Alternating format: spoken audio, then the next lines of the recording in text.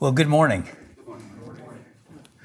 As you can see, we'll be talking today about human governments and be from Romans 13. I thought I would jump ahead a little bit after started on Romans a little over a year ago, and it's been all theology, the first section of it. I thought I'd like to hit some of the areas of Romans that talk about Christian life, which tend to be at the end of the book. Now, I guess you could have a lot of views of government, but there's two basic views of government. There's the Christian view, which some in the world would share, but it's becoming less and less common today. There's the world's view, but this is the Christian view. It's laid out for us, Romans 13, verses 1 and 2. Paul says, "Let every soul be subject to the governing authorities, for there is no authority except by God. The existing authorities are ordained by God.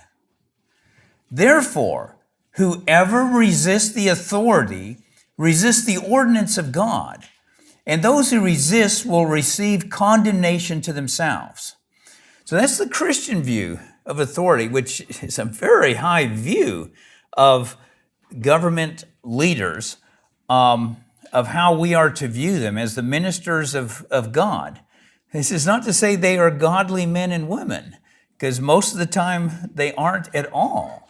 But God has instituted them, and that's why they're called the ministers of God, or servants of God would be another way to translate that.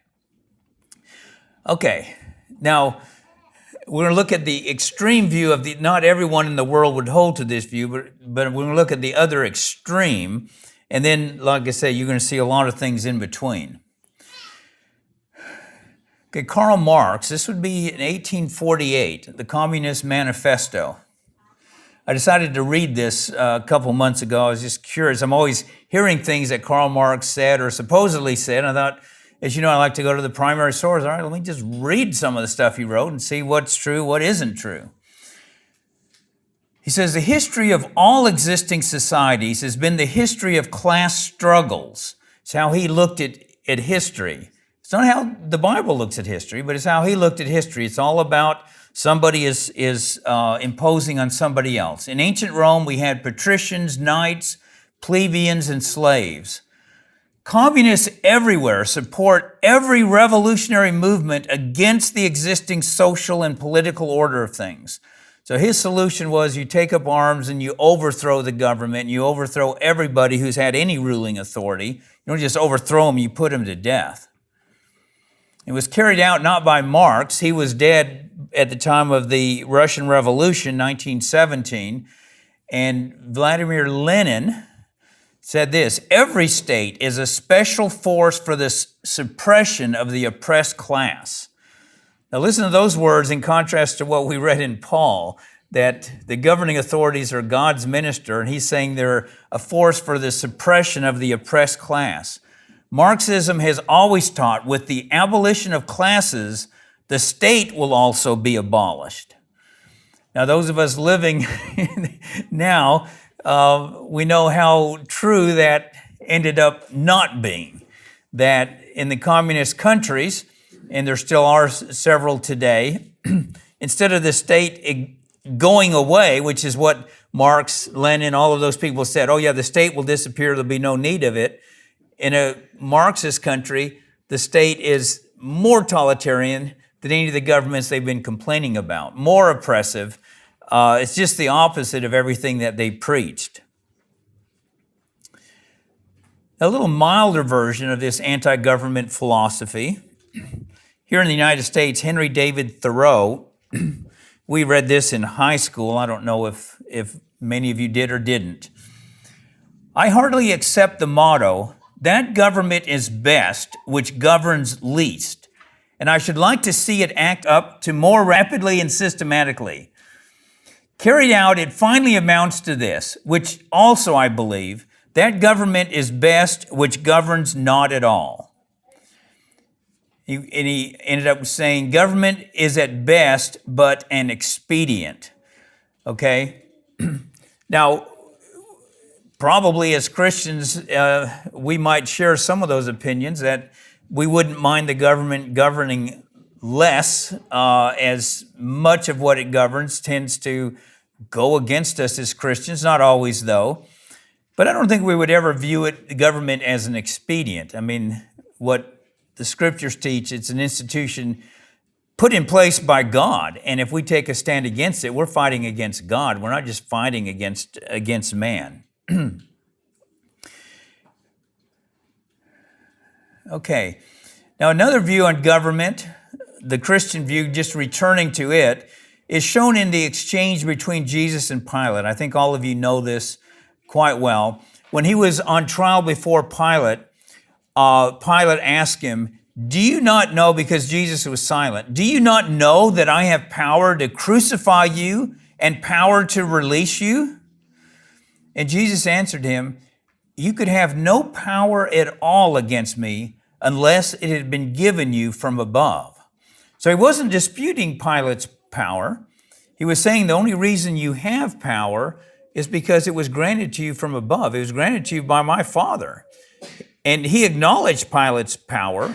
Of course, he was not trying to get out of being crucified. So that was one reason he didn't make a defense, because, he came to earth to eventually die after making disciples, establishing his kingdom. And so he wasn't trying to get out of being crucified. But he stated an important truth there that, every government, they would not have power if it was not there from God. Even governments that we would consider very corrupt and very wicked. So we've been given the view of government from God's perspective. And it's counterintuitive because so much of history, governments have persecuted Christians, particularly kingdom Christians. In fact, that's been the general rule from the time Paul wrote those words and the time Jesus spoke those words. The governments have been persecuting us. So you'd think if there was any group that would be anti-government, that it would be Christians.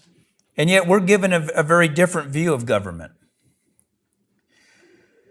And so for us, there isn't room for differing views. We don't have the right to say, well, okay, I think government's good, it's fine, you think it's bad. We're told these are the facts. This is from God. The reason we have human governments is because God put them there and God wants them there. So, we don't have the right to say we're anti-government. We might not like a particular president or a particular institution, a particular law, but as Christians, we should never be anti-government. We're going to see how this develops more. Tertullian, he said, "We respect in the emperors the ordinance of God, for God has set them over the nations. We know that in the rulers there is that arrangement which God has willed." Now, when he wrote that, this high view that he's talking about the Roman emperors, the Roman government was horribly persecuting Christians, denying them just their basic legal rights under Roman law, torturing them, doing all these horrible things. And like I say, you'd think the Christians would be all involved in how do we overthrow these emperors, how do we subvert the government, and instead, they're the most loyal subjects of the Roman emperor. I mean, it's just an incredible irony that you'd think it would be just the opposite. But it's because they believed what the scriptures say about the governments. So they were, and they point this out, we are your most loyal subjects. You're never going to have treason coming from Christians. You're never going to have to worry about being assassinated or the government being overthrown by Christians. Of course, these things were happening, by other Romans, but not by Christians. Theophilus, who lived in the, about 180, I think is when he wrote, "The king's government is committed to him by God. Accordingly, honor the king, be subject to him, and pray for him with a loyal mind. If you do this, you will do the will of God." So, we're to be praying for the governments. We've tried to do it here. How many Sundays? We forgot today, didn't we? And I think, how many Sundays do we forget? I forget along with everybody else that we are commanded to be praying for our government. It doesn't matter who it is, and they're talking about praying for pagan governments persecuting Christians. And when we're given so much freedom, we should certainly remember to do that ourselves. All right, so why did God institute governments in the first place? If they ended up and have ended up so often persecuting Christians, well, why did he put them in place? I mean, they've done a lot of evil over the years. What's the point of governments? Well, Paul explains, for rulers are not a terror to good works, but to evil. Do you wish to be unafraid of the authority? Do that which is good, and you will have praise from him, for he is the minister of God to you for good. But if you do that which is evil, be afraid, because he does not bear the sword in vain, for he is the minister of God, an avenger to execute wrath on the one who does evil. So basically, governments are here to establish law and order. So, yeah, as bad as government, like right now, the whole world is focusing on Russia and what it's doing, which is very evil. You think, well, yeah, why is someone like that is supposedly instituted by God? Well, most of you probably don't remember what was going on in Russia before Putin.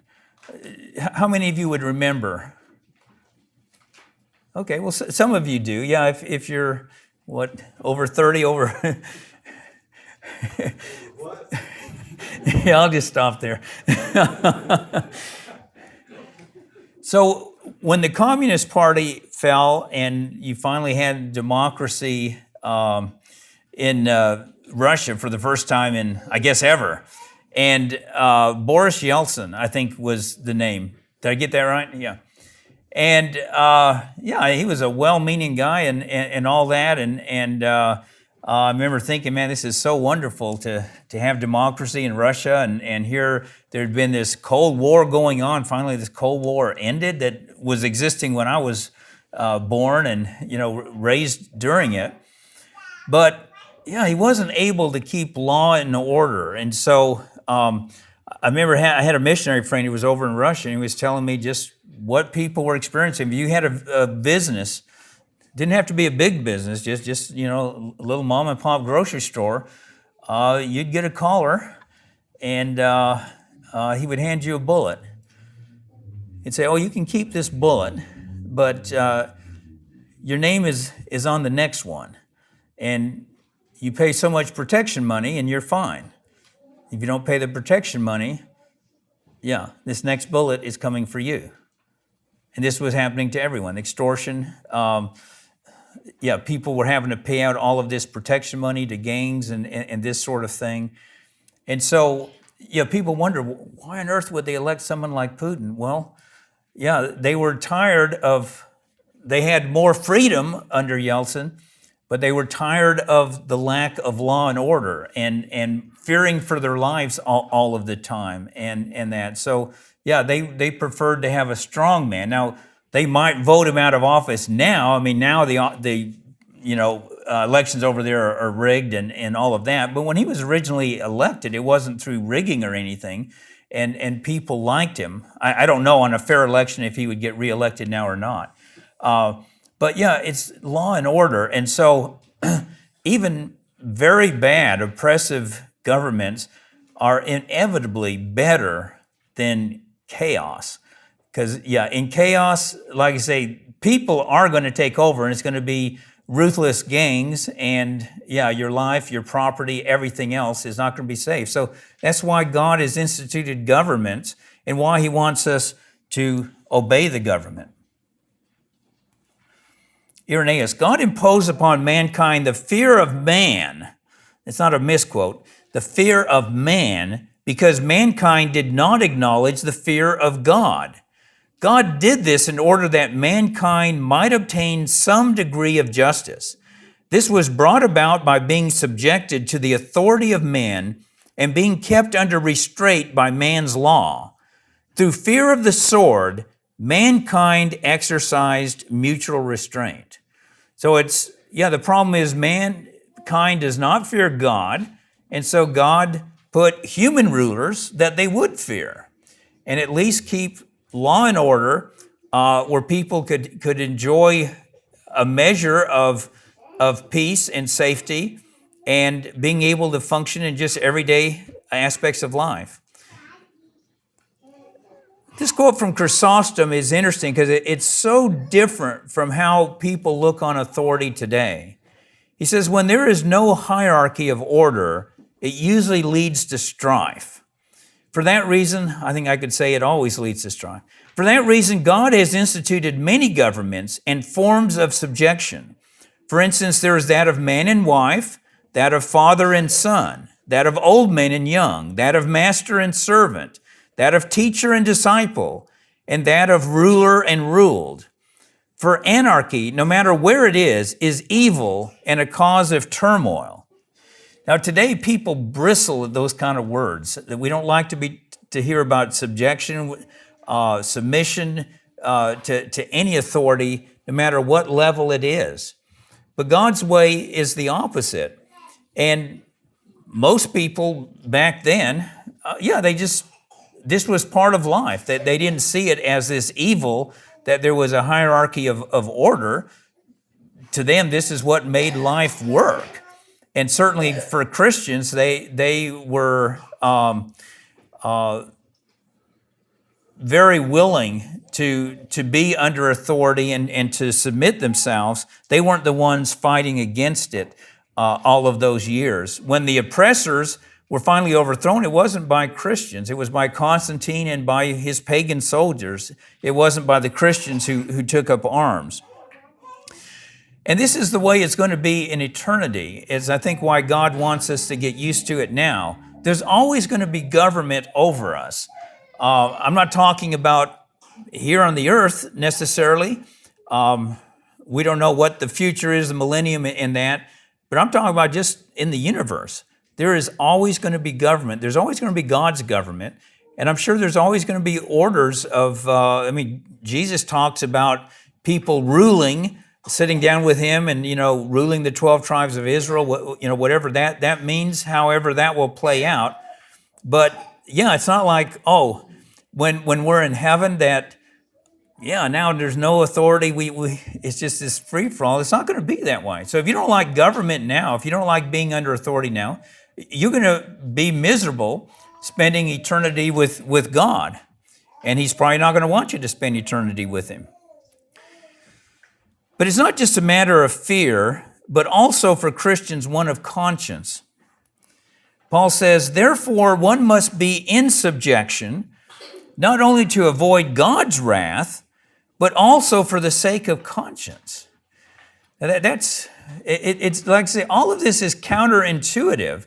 If somebody was just studying the history of Christianity, they would say, well, there's no way Christians would be teaching this when they're being persecuted and governments have oppressed them, that not only do they have to fear the sword of the government, that they obey them because they don't want to go to prison, but they fear God's wrath, and it's on their conscience that even if you can get away with it for man's sake, and often you can, God knows it when you break Caesar's law and you are sinning against God.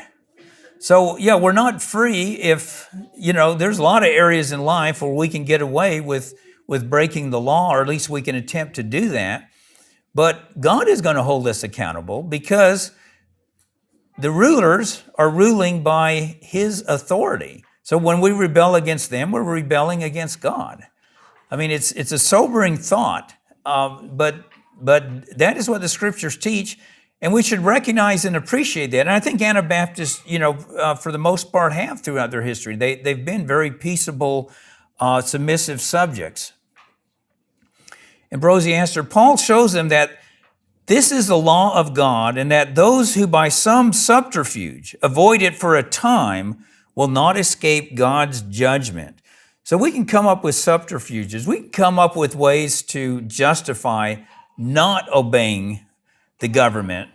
But he says we're not going to escape God's judgment. He knows what we are doing. So we have more to fear than the world does. They don't care about what God's going to do to them. They just care whether they're going to get in trouble with the law. We care about that, but we care also about what God is going to think of us and what we're going to have to answer to Him for.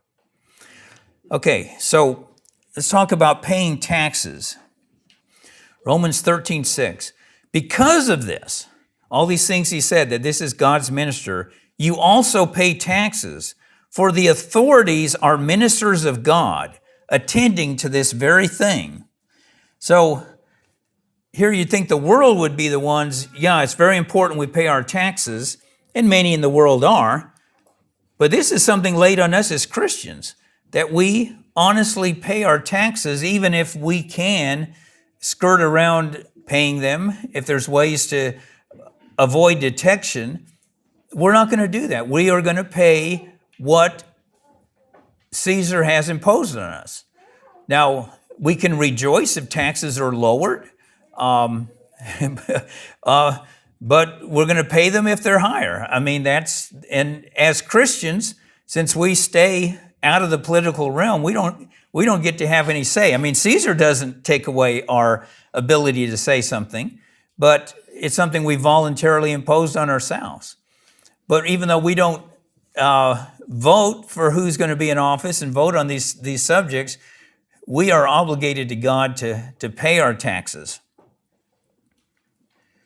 Chrysostom wrote, observe the wisdom and judgment of the blessed Paul, for that which seemed to be burdensome and annoying, the system of taxation, he turns into a proof of the ruler's care for men. He asks, what is the reason we pay tribute to a king? Is it not because he provides for us? So it's a different way of looking at government. Instead of always grumbling against the government, it's like, what does the government do for us? And there are laws we don't like. There are laws that, oppress us as Christians. We are, fairly free in this country. It's worse in many other countries. But even in this country, there are laws that often go against us. But what Paul wants us to look at is what all the government does for us. Number one, like I say, peace and order, that, we are allowed to meet peacefully in this country, but even in countries where they can't openly meet, Christians do get to enjoy the benefit of law and order. We have roads built for us. Just driving here this morning, it was like, wow, it's nice that, just a nice road. The roads are clear in the winter. Even when we have a heavy snow, and we're out in the mountains, usually within a few hours, they're out there clearing the main highways, and certainly even where we are by the next day, our roads are clear, everything but my drive. That's always my challenge. If I get on my drive, I'm fine because the government takes care of the rest. So it's all these things the government does for us. There's health services. There are a lot of things that we should look at him as God's minister. Again, we don't have to pay more taxes than what is lawful, but as Christians, we pay what is required of us. He says, therefore, render to all their due, tribute to whom tribute is due, customs to whom customs, fear to whom fear, honor to whom honor. Now, Theodoret, he's explaining those words. Now, the translation, he's writing in Greek. The translation is using the King James words. And I thought this was very helpful, because Paul said to pay tribute to whom tribute is required. What is tribute? What does that mean? Okay, by tribute, the Greek word there is pharos. Paul means the taxes arising from land. By customs, which the Greek word there is telos, he refers to the excises or duties owed on merchandise. Okay, so perhaps those aren't the best words in English to translate, tribute and customs. Customs duties, that's on imports, but all kinds of taxation. If you had a business back then, if you were dealing with merchandise, there were taxes placed on all of your goods, on your imports, on everything like that. If you owned land or any property, there was taxation on your land. I don't think they had income tax back then. it would be on, like I say, your land and your business or merchandise. Origen sums it up: the authorities exact tribute from our land and customs from our businesses. So that's what Paul is meaning there in Romans when you read that. Two kinds of taxes, which I think were the only two kinds that they normally had. And then he said, honor to whom honor is owed. Now this was something that you just see when you read literature from ancient times and even from a few hundred years ago. There was sort of that built-in honor that most people had towards the king, government leaders. And I think that has been one of the bad things that democracy has brought in. Democracy has brought in a lot of good things, and normally that's all we hear about are the good things democracy has brought in, and there have been many blessings with it. But I think one of the things is it's stripped the ruling authorities of the honor due to them. Because, these are people, we don't like them, the country can vote them out the next election. And in the meantime, while they're running for office, they're being called every name under the book. They're calling each other names. The newspapers are ridiculing them. All of this, goes on. And so most of the population in most countries where there's democracy, you totally lose respect and honor for the ruling authorities. Because you're not looking at them as God's servants, you're just looking at them as so-and-so who got elected and let's get them out of office, or whatever. And that may be the world's attitude. But as Christians, it should not be our attitude. We should show honor to all the authorities, from the people in the local government, police officers, all the way up to president. That, again, we remember that all of that has been put in place by God. It's not my words, it's the words of Scripture, of the Holy Spirit, that these are the ministers of God.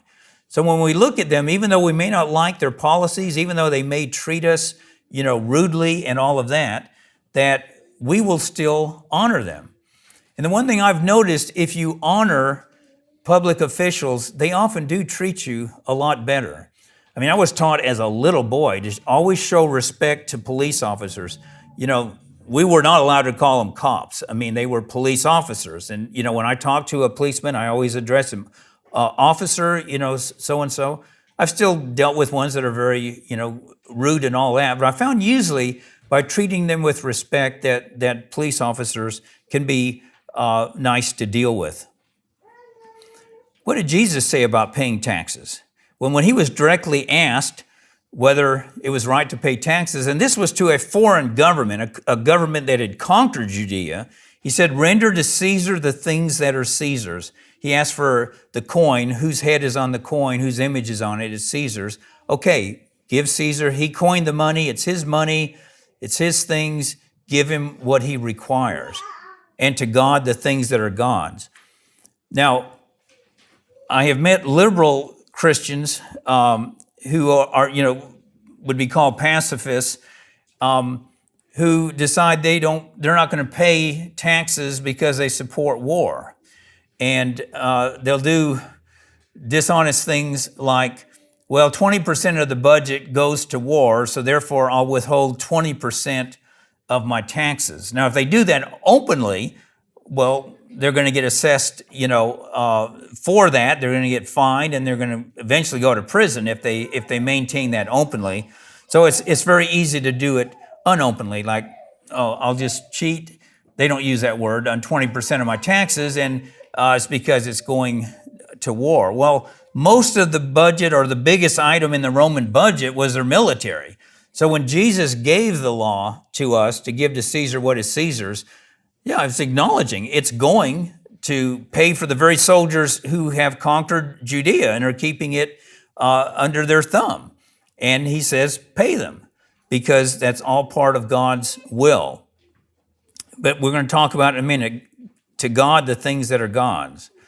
Okay, so when man's law conflicts with Christ's law, okay, so we know the general rule is we obey the government. Whatever their laws are. But it's not an absolute. Now, Paul presents it. If all you look at is Romans 13, you'd say, well, no matter what it is, we have to obey. But you always have to look at the whole New Testament, everything that is said. In telling Christians to obey the governmental authorities, Paul did not mean that Christians are to obey the government even when Caesar's law violates God's law. In other words, he's God's minister, but if he's telling you to do something that contradicts God's law, well, God's the bigger one, okay? He's the minister of God. God is the one ultimately in charge. And so if this is going to directly violate the law of God, then we don't obey Caesar. And that's why Jesus said, and to God, the things that are God's. As Tertullian said, if everything is Caesar's, then what's left for God? So, God has his laws that always have to come first. For example, let's look at how the apostles responded when they were ordered not to preach about Jesus. These were the governing authorities. These were the Jewish authorities. In their case, it wasn't the Roman authorities. They were told not to preach. And Peter and John said, whether it is right in the sight of God to listen to you more than to God, you judge. But we cannot but speak the things which we have seen and heard. So, they stood up to the ruling authorities because they had been commissioned directly by Christ to go out and preach about the kingdom and to spread the gospel. And when the Jewish authorities said, you're not allowed to do this, well, they said, we're sorry. You judge whether it's right to listen to you or to God, but we're not going to stop speaking about the things we have seen and heard. So they went out and they continued to preach. And then they were arrested all over again, but brought before the Sanhedrin. And this time the apostles answered them, we must obey God rather than men. Now again, you got to put that with Romans 13. So there's two principles here, two laws. We obey Caesar unless Caesar's law violates God's law. If Caesar is telling us to disobey Christ, then we obey Christ. Christ's law comes above Caesar's law. Lactantius, when men command us to act in opposition to the law of God and in opposition to righteousness, we should not be deterred by any threats or punishments that come upon us, for we choose the commandments of God over the commandments of men. So the early Christians, we're going to talk in a minute how that applied, they were dealing with this all the time. Origen writes, what if the law of God commands what is opposed to man's written law? Does not reason tell us to bid a long farewell to man's written code and to give ourselves up to the true legislature, God?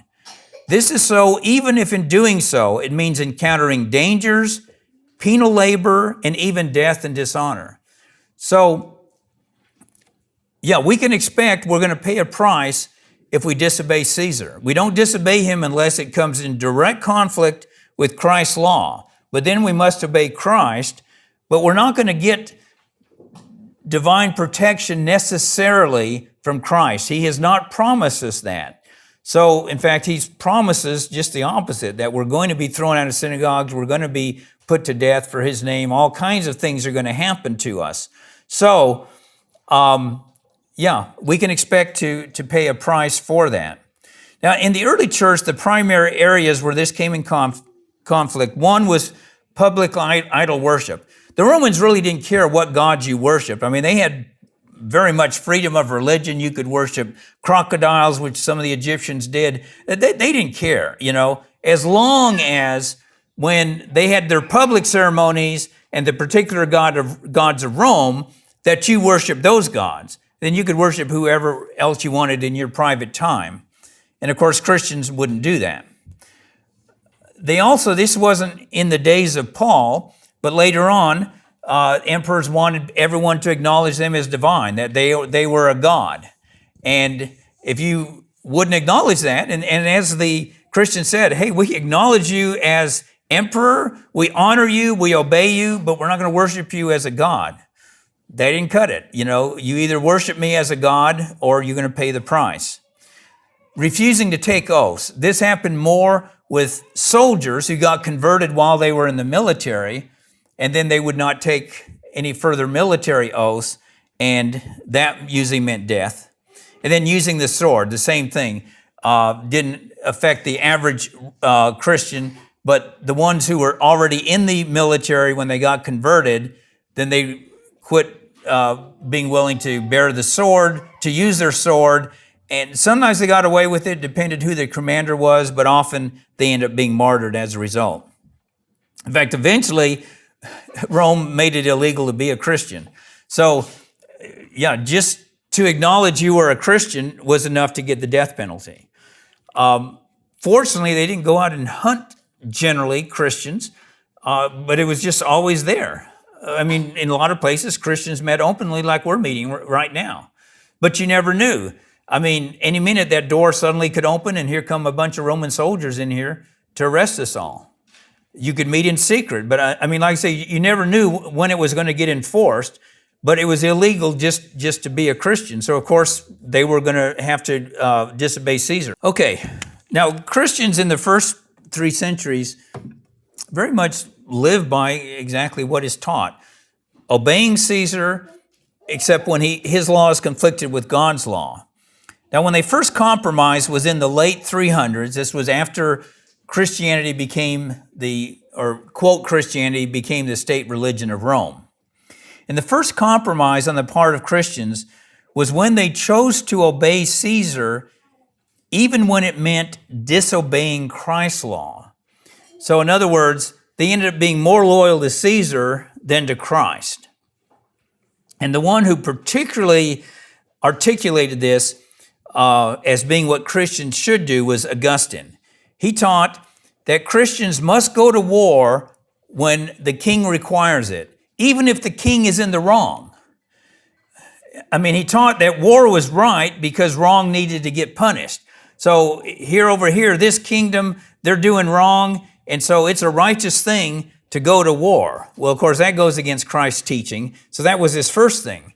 Okay, so then Christians said, all right, if it's okay to go to war because the opponent of your ruler is doing something wicked, well, then that means his subjects, his, quote, Christian subjects, they shouldn't go to war because he's wrong. And Augustine said, no, as a soldier, you don't know who's right or wrong. So you obey your ruler and you don't bear any consequence. Now, the ruler is going to have to answer to God, but yeah, you're free. Now, that's a nice cop-out.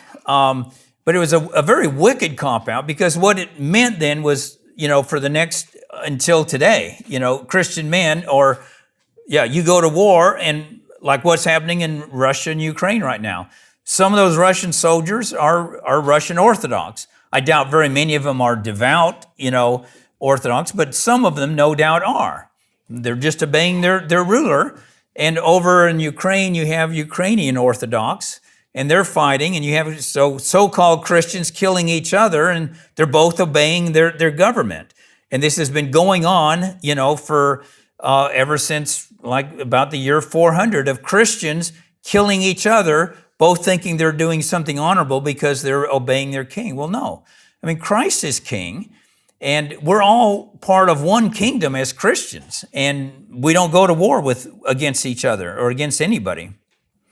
And like I say, this has remained the rule today. That's why Hitler, all these Nazis, most of them would have been professing Christians, Lutherans, Catholics, things like that, Even the Catholic Church, the Lutheran Church said, you obey the ruler, even if he's wrong. Yeah, it's not your responsibility, it's all on the shoulder of your rulers. Well, no, as Christians, it is our responsibility, and we can't shove that off and say, I was just obeying orders. It doesn't work that way. Now, the second great compromise, that was the first one, of we'll obey Caesar even when he's wrong and do wrong things. The second one came from the Puritans, I should maybe say the Reformed, but the Puritans over in England. They said, we don't have to obey the ruler if he's a tyrant. Now, Paul didn't say anything about that, but they came up with this thing, oh, sure, as long as he's acting as a minister of God, well, then, yeah, we obey him. But if he becomes a tyrant, well, then he's no longer the minister of God, so we no longer have to obey him. In fact, we have every right and obligation to overthrow the ruler. And this is what they did in England, became the basis for the English Civil War. They overthrew the king. This was under Oliver Cromwell. And then later here, a century later in America, the world justified the American Revolution based on natural law, but the Christians, they preached it was okay because the king is a tyrant. So Romans 13 doesn't apply because the king is a tyrant.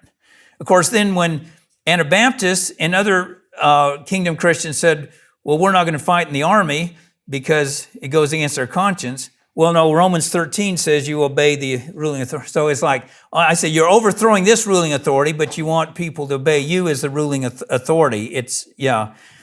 Was fairly hypocritical. So how do we know that this interpretation was wrong? If the king is a tyrant, that you don't have to obey him? Well, it's very easy, because when Paul wrote Romans, the emperor was Nero. Okay, so you have a man who was the embodiment of wickedness. I mean, we don't even know what a wicked ruler is in our present day. When we think of our presidents and we say how horrible they are, we don't even have any concept. I mean, this man just murdered and murdered. You had a nice house that he thought, I would like to have that house. So he would just have you accused of some crime. You'd be arrested, put to death, and all your property confiscated by the state, which was ultimately him, and he would own your house. And he put all kinds of people to death. The first one to persecute Christians, ironically, the very ruler that Paul is writing about when he says obey the governing authorities. Well, he wasn't talking about just one man, he was talking about all the authorities. But this was Nero when he wrote Romans 13, and this very man is the one who put Paul to death. So, but that didn't change what Paul taught. It wasn't like, oh, okay, I was wrong about all this. This guy's a monster. No, he obeyed Nero up until the end, but on the other hand, he wouldn't compromise and denounce Christ. And so he paid the ultimate penalty for that. So if we are to obey Nero, if you lived in the first century, then nobody can say, oh, well, this guy's a tyrant, so, Romans 13 doesn't apply. If it applied to that, it applies to every ruler. Okay, some of the modern conflicts that have come up, this isn't an issue too much today, or probably not at all today, the Pledge of Allegiance. A lot of Christians have felt they can't conscientiously give their allegiance to any country because their allegiance has already been given to Christ. And there were a lot of court battles fought over this. Today, I don't know if most schools even have the Pledge of Allegiance anymore. They did when I was a child. Compulsory attendance. They do? Okay. Compulsory attendance of public schools. Again, in this country, they allow homeschooling, they allow private schools, but that's not always been the situation. I know, Radford, you just came back from Mexico and visiting your wife's relatives, Hannah's relatives there, and who were from the old colony Mennonites or the Russian Mennonites who immigrated to Canada, and they were given the right to have their own schools when they came there. Well, then Canadian law changed, and they were going to have to go to public school. And some Christians may not have an issue with that, but they saw how this could affect their children, and so a whole lot of them ended up moving to Mexico just so they would have the freedom to be able to teach their own children in their own schools. Okay, let's talk a second, and then we're almost finished. The problem of using Christianity as a get-out-of-jail-free card. I think most of you have played Monopoly at one time or another. You're familiar with a get-out-of-jail-free card. Now,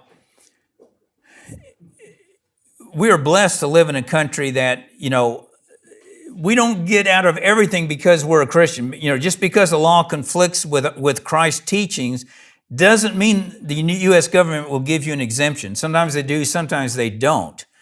But it's easy to start using this as a get-out-of-jail-free card. Well, this conflicts with Christ's law. And I'm going to just give you a real-life example. I'm not going to give you the names or anything, but this was involving a group of Christians who were living in community that I visited, and one of the businesses that they had going was a bakery. And, they were showing me the bakery, and I was talking to the leader of the community, and he said, I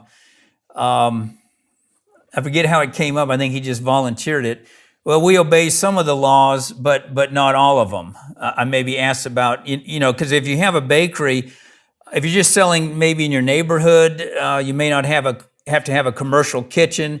But if you're selling to the general public every day of the week, most states you have to have what's called a commercial kitchen. It's going to have to meet certain sanitary requirements and things like that, because the government is concerned that people don't end up with food poisoning and all that. It's a very legitimate concern.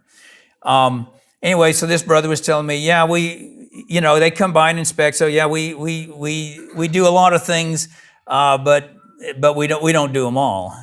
And I said, well, yeah, it was my understanding as Christians, we obey Caesar's law, even if it's things we don't like. And this was his justification for not obeying. Well, we don't make a distinction between our secular and our spiritual lives. It's all the same. Okay, I think we all agree with that. We don't have a different standard when we're at work. So to maintain ourselves in this community, we need this bakery. But if we had to obey all of Caesar's laws, then we couldn't do the bakery. It'd be too expensive. And so we couldn't provide for our families.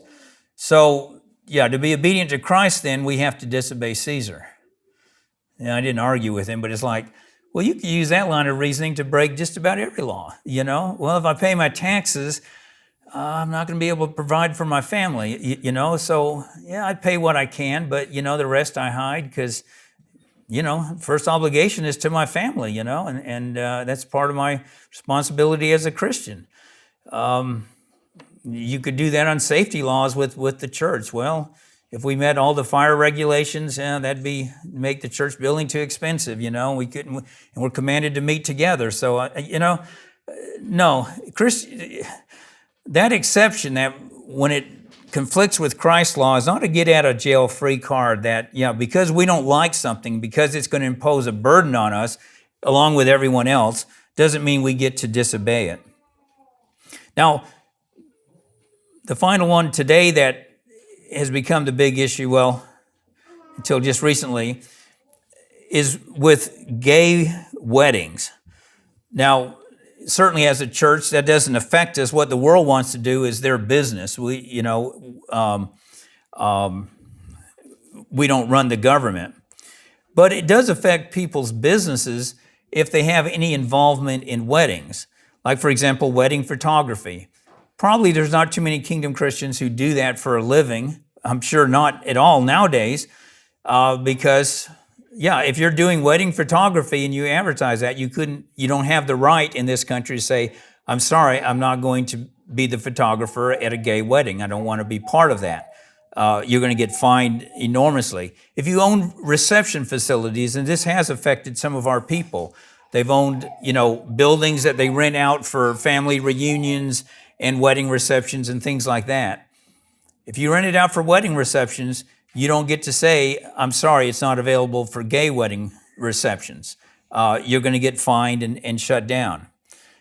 Florists. Again, I don't know of anyone who are florists, but this has come up with other Christians. One woman in the state of Washington who, you can buy flowers for a gay wedding, but I'm not going to go and arrange and be the one in charge of, doing weddings, flowers for a gay wedding. She got fined something like, $75,000. I mean, it was something outrageous.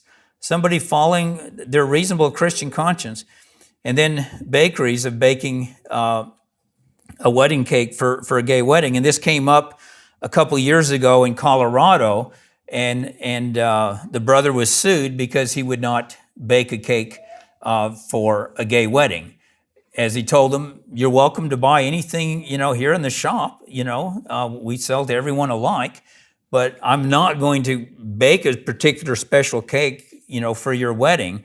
And so they sued him, and he was fined by the Colorado Civil Rights Commission. He appealed to the Supreme Court, and the Supreme Court reversed it, but a very weak decision. I mean, I thought for sure that's going to be a no-brainer, that freedom of religion would trump gay rights. That's not in the Constitution. Freedom of religion, that's the Bill of Rights. That's what this country was founded on.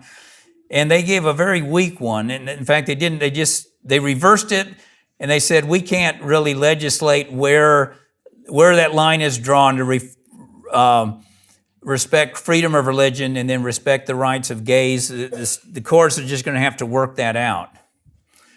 That's the Supreme Court, who are so boy, black and white on almost every other issue. And then this, where it should be so clear, freedom of religion. It's not like it's a made-up get-out-of-jail-free card. I mean, you know, the teachings in the Bible have been there for all these thousands of years, not just Christians, Jews, you know, alike, but that's where things stand. But one of the things that came out, and this is the problem of using this get-out-of-jail-free card, the Civil Rights Commission in Colorado, they were very disrespectful, and the Supreme Court called them down for that. But, you know, one of the members said, you know, people use religion to excuse everything, racial discrimination and everything else, and say, oh, it's because of my religion. And, you know, this would go back to what occurred in the South for, you know, 100 years or more, where I don't know if Christians use the Bible a lot, but some did. I mean, in their minds, they even maybe thought it was true that the Bible forbids, you know, intermingling of races and intermarriage between black and white and things like that. And so you had all kinds of laws, and people excuse it from the Bible, and it's not even in the Bible. But yeah, so now, yeah, that's tainted everything Christians do. It's like, oh, well, you use that as an excuse for this, you used it as an excuse for that. And yeah, and so we pay the price when it is legitimate, which it was in the bakery case.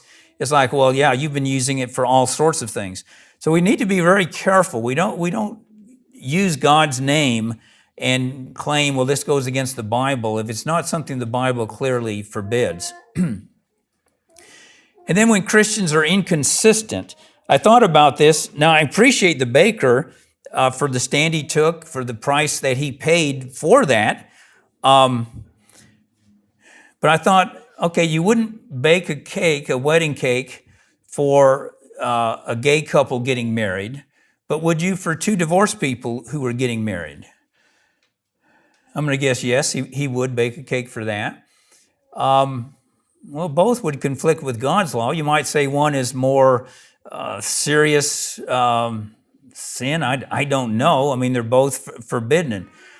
And so this is a problem. Yeah, Christians like that, when they take a stand, and I'm glad he took the stand, but it's like, well, but you've compromised on all of these other things of Christ's teaching, but now you want to take a stand on this, which doesn't make it wrong to take a stand on it. I mean, he's still doing the right thing, but yeah, but you've been inconsistent. I mean, do you refuse to take oaths? I'm going to bet this baker would probably take an oath. I don't know the particular person, even though Christ specifically forbids it. Would you participate in a wedding with divorced people? I'm going to guess he would. Again, I don't know the specifics, but you know, most Christian bakers would. So, yeah, is God going to bless that when we're inconsistent? It's still better to be inconsistent and to at least take a stand somewhere, but it's not what we would want. I mean, it's not what Christ wants. He wants us to be consistent all the way across the board. Okay, Caesar and COVID-19. This has brought up the latest issues. The question is, which objections to COVID restrictions are legitimate Christian objections, and which are merely an example of using religion as a get-out-of-jail-free card? Okay, I'm going to answer that with one slide. We'll talk about it next week in Sunday school.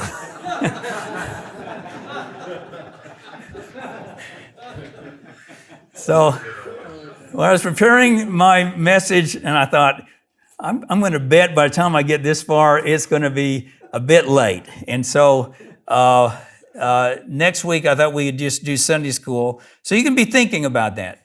Yeah, what regulations are legitimate things that violate Christ's teachings, if any, and which ones are you're using Christ as a get-out-of-jail-free card because we don't like the regulations. So we'll talk about that next Sunday.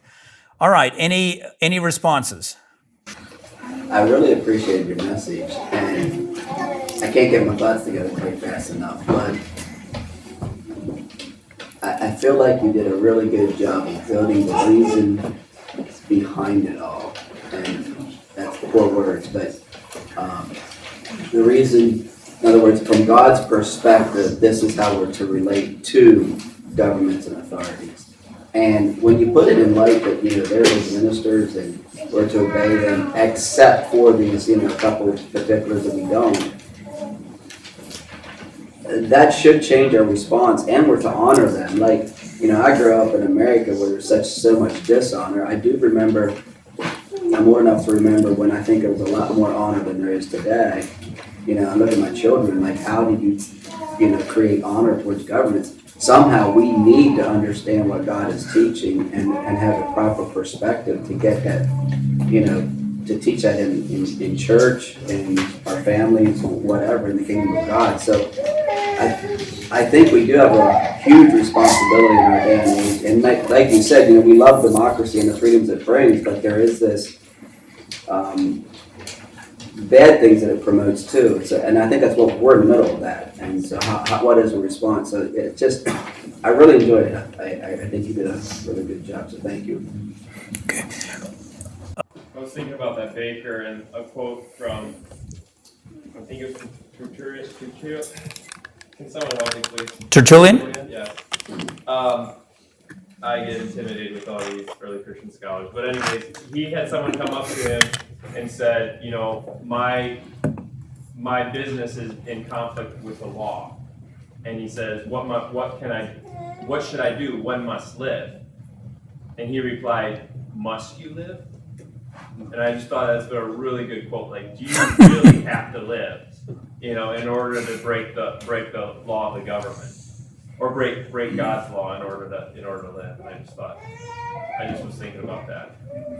Yeah, he was talking about breaking Christ's law. So yeah, we're called to lay down our life, and so if it's going to come down to that, of course, these Christians, they were doing the playing the card the other way around. That you can find an excuse to disobey Christ.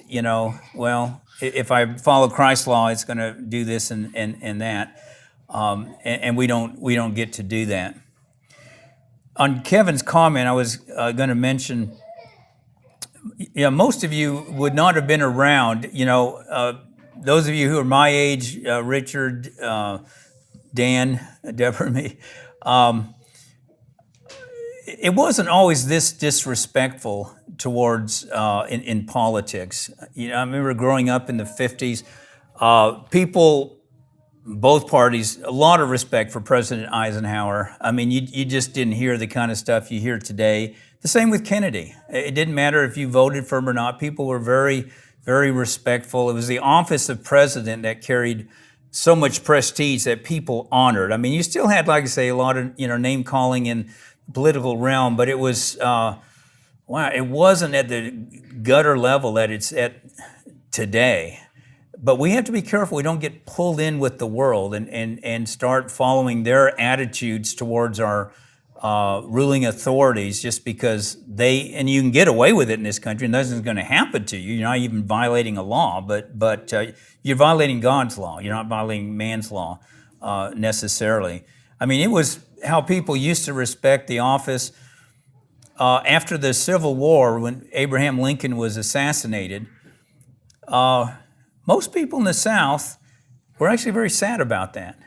Now you'd think, here's a guy who, it was his election that touched off the Civil War, and, he's the one who pressed it on when so many people in the North were ready to call it quits, and it was his determination that the war, kept on.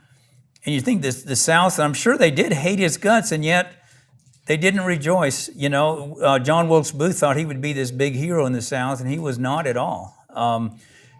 People did have a respect for the office that, like you say, is just almost entirely missing today. It's largely missing, I can at least say that.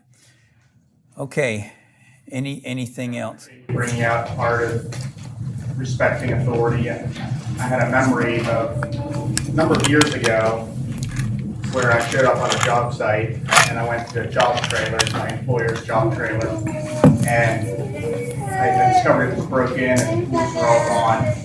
And then I discovered on that job site all the other contractors, their vehicles and the building was busted in and copper pipes ripped out. So it was a bad deal that took place over that weekend. And so someone called the police, and we were told we needed to stay there. The police showed up. And anyway, so 2 state police showed up and, were asking us questions and stuff. And on my part, I was shocked with the lack of respect that was coming from these other rough contractors. The police were asking a lot of detailed questions, which it seemed like the intensity of it increased. Like some of those other contractors were almost like thinking, "Are you accusing us of stealing our own stuff?" To the point of even some bywords were used back and forth, and little by little they sort of laughed. These other contractors, and I was the only one left talking to the police, and anyway, I mean, I was kind of shocked, like, what's going on here, but anyway, so they ended up taking my name and number down, and if they needed any more, had any more questions or anything, they could call me, but I don't know, that happened, I don't know, probably 12, 14 years ago, and it just left an impression on me. It just, I don't know, for them to, obviously for them to do their job, they needed people to cooperate and stuff. So then I also appreciate part of remembering to pray for our government and in the society we live in. There's influence that goes around, and we can sort of create favorable views of certain politicians and critical views of the others. But I think prayer would help level that, where this attitude would sort of perhaps dissolve. So thank you for that. I definitely want to keep praying for our government. Okay. Well, why don't we stand and let's pray. Radford, would you pray and remember our government when you pray, and then Lynn will lead us in a song.